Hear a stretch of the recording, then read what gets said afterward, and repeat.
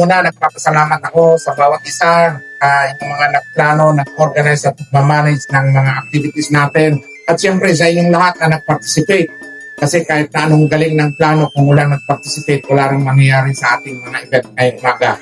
Itong Subarao Biodiversity Festival ay natatangi, unique sa bansang Pilipinas dahil dito ang pinag-uusapan yung yaman, likas yaman, yung yaman sa buhay, hindi lang sa karagatan kundi pati sa mga lupain.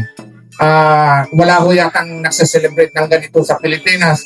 Kaya kung atin itong pagtutulungan talaga, pwede natin talagang pasikatin ito na magiging isang reason kung bakit ang mga turista ay darating dito sa lungsod ng Puerto Princesa. So yun ang hamon ko sa bawat isa sa atin.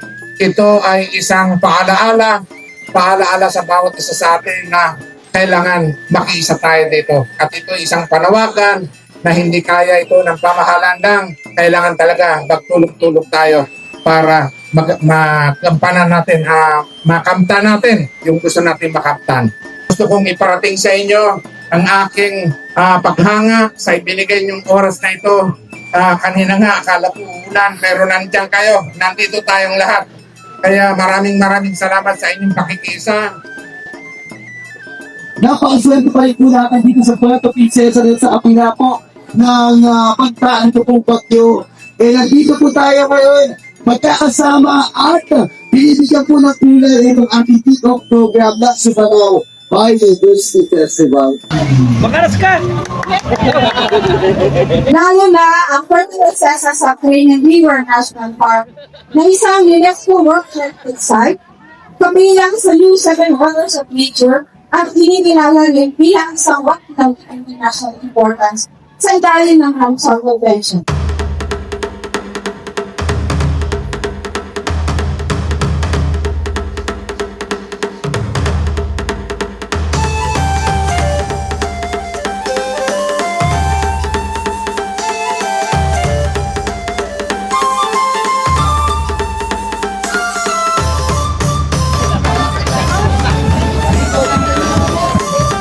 Ano po ang barangay? National High School? Anong barangay? Barangay sa Kapinet Elementary School.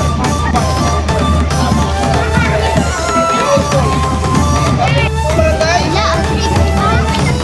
Good.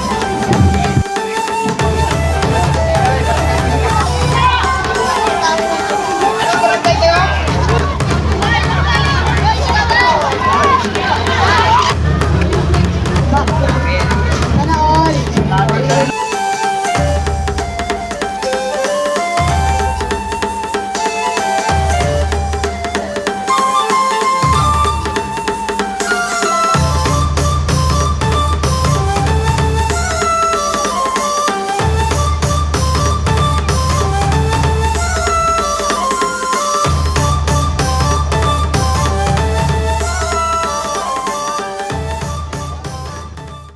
Hello, Philippines.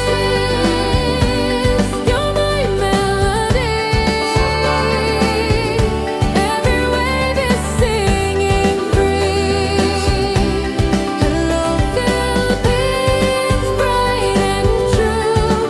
My forever home is you. Smiles as warm as morning light. Hearts are dancing to